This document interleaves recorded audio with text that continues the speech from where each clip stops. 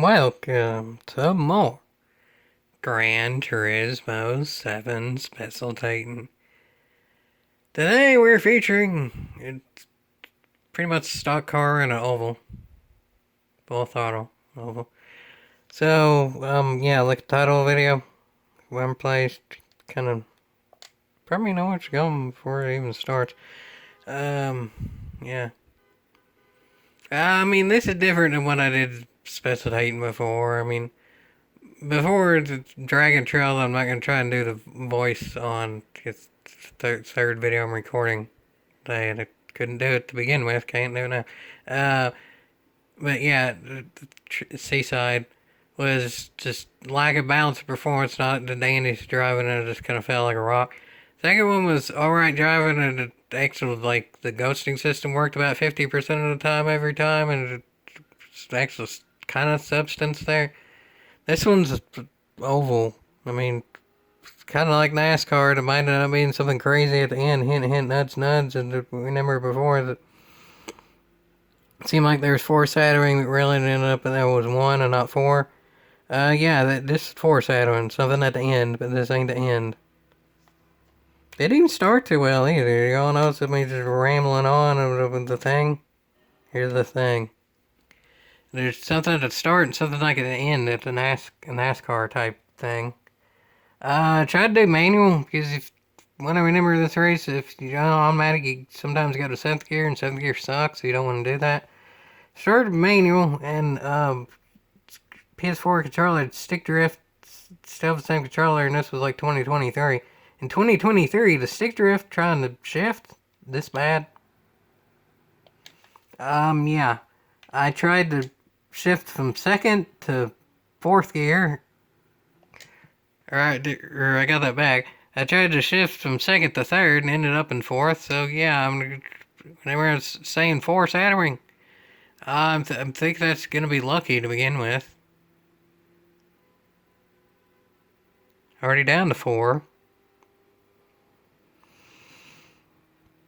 Yeah, wish me luck, folks. I don't have momentum. We're losing the front of the pack, and like I said, if you want to just go to the end of the video, I don't blame you.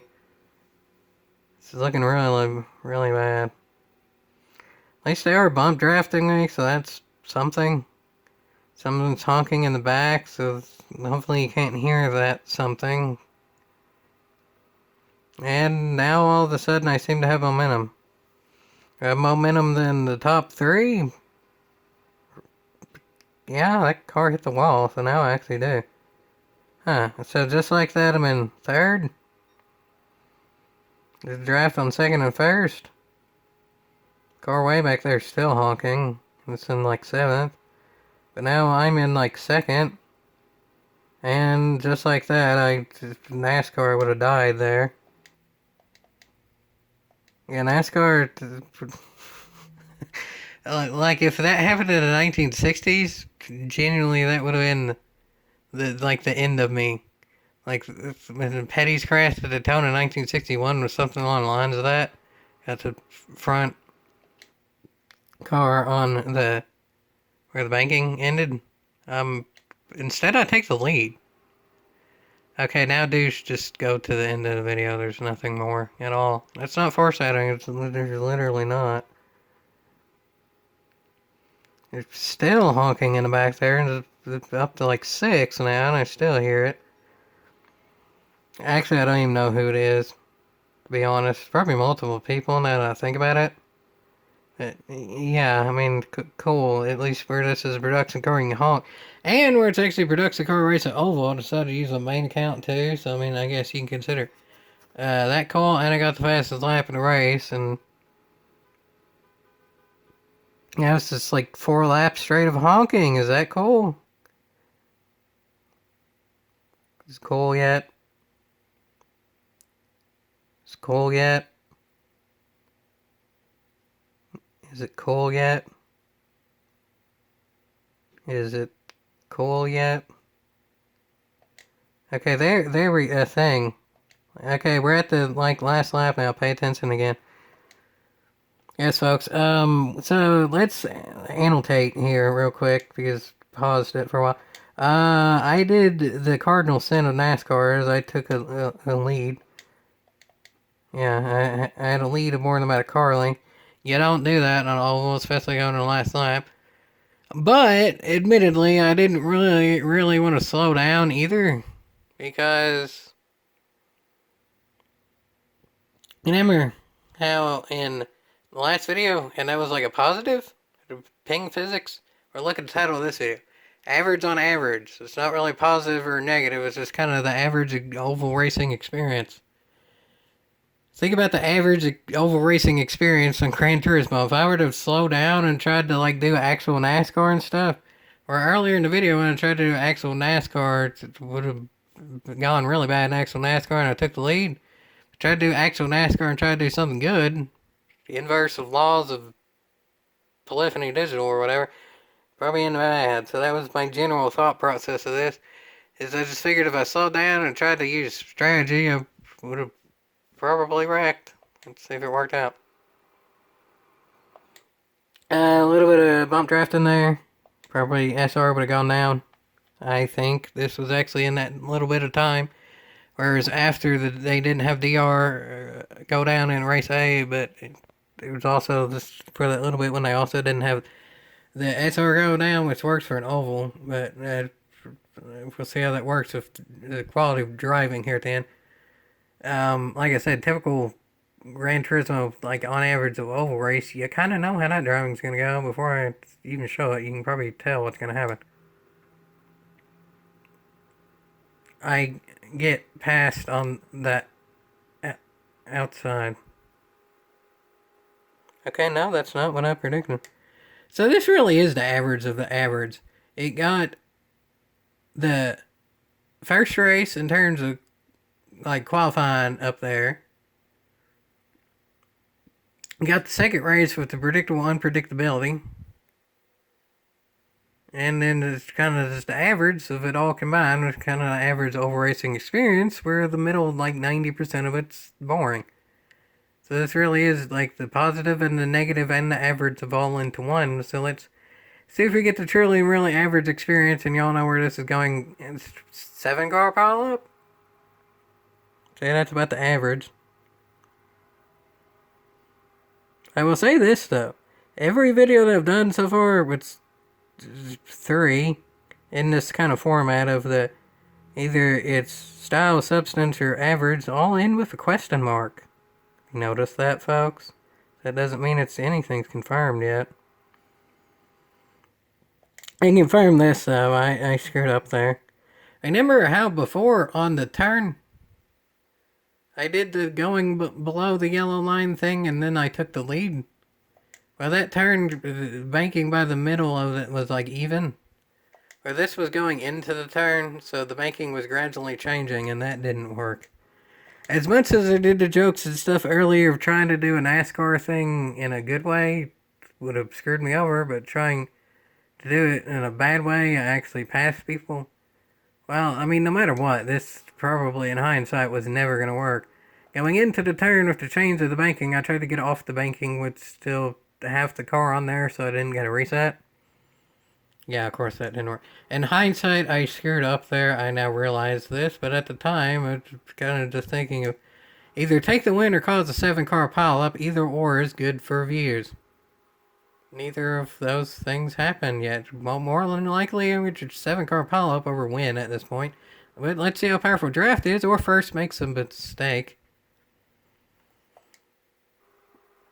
I'll take it. I don't know how that happened, but yeah, first you win the wall. Okay, remember how I said there was foreshadowing? You can pick where the foreshadowing is right now, A, B, or C. A was the foreshadowing saying something cool is going to happen in the last lap of the race. B was the foreshadowing of the average of the oval racing means a 7-car pileup. Or C was the foreshadowing that I finished in 4th place. Pick that now. A, B, or C.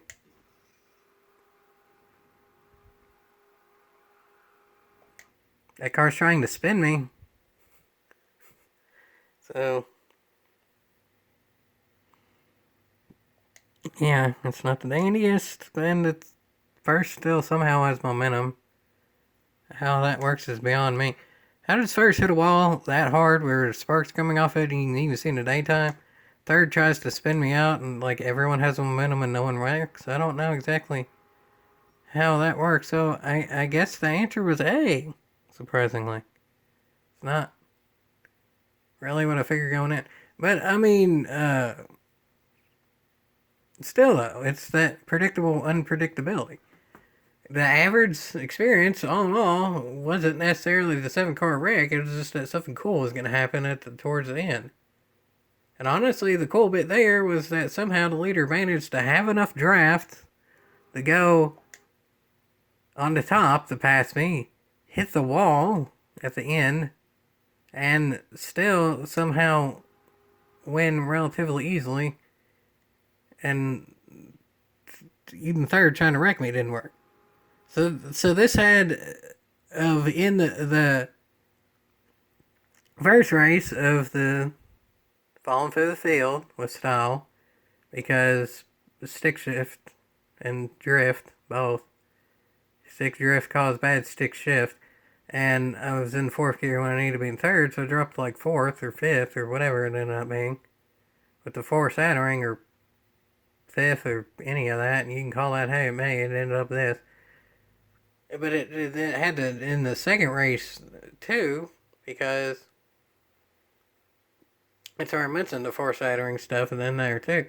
So yeah, all in all, this kind of did end up averaging to the average and such and things. No, I mean, you know, like I've said that before too, all things considered, of like the winning a Mopar on typical and all that. All in all, the average of the 5% of what you see is insane. That's how I tried to done it. That's how I always do it, really, is that, well, this race I know wasn't the Daniest, like 90% of the race was just single file. Somehow I lucked into being in first place and then just there 90% of the race. This race kind of had more of the actual, like, philosophical type thing than the others. If that's the average, really, is I can go on to a 50-minute rant of a race and that go on of like the meanings of life and how Gran Turismo ruins it. That's the average for me, all things considered. Not hitting a wall, keeping momentum somehow, and I almost get wrecked and then yet not. It's then I do a 50-minute tutorial of it and then like go from there and honestly, while that's the average, I think what ended up being correct was the question mark. Because you know what, folks? The question mark is correct because this ain't the average. This is the second to last of all of the online videos for GT7 that I have left. So this is kind of into this 3-part series of the falling with style, climbing with substance, and the average of average. Because there's only one race left. I go into all the philosophical stuff and why PD messed up and make it about heels and faces and all of the things, and then make it of how it's about content and that YouTube is failing and the government screwed library, and all of those things are still truisms right on there. But all in all, it's the truest of all the isms is that there's really actually only one race left that's worth showing of the 5% of the total that were worth showing at all, and it's all that's left of GT7. So, yeah, either that means maybe there'll be a whole heck of a heap of GT Sport, because there still is, even a whole heck of a heaper than 7 somehow, or it's the last of 7. Leave it in the comments what you want to see. Do you want to see a whole heck of a heap of Sport before the last 7, or do you just want to see the last of 7, or I can just wait till there's another free PlayStation weekend online, and then I do that and probably have a 50-minute video like the average. Do y'all want to see the average of the average, or I just do a 50-minute video about whatever happens when there's the free PlayStation Plus weekend? Do you want to see the final GT7 of what I have now, or do you want to see some GT Sport? Leave that in the comments what you surely really want. But I guess all in all, what was correct of all the things was not the style, or the substance, or the average. It was the question mark. Yee. Oh, it sounded like a bird.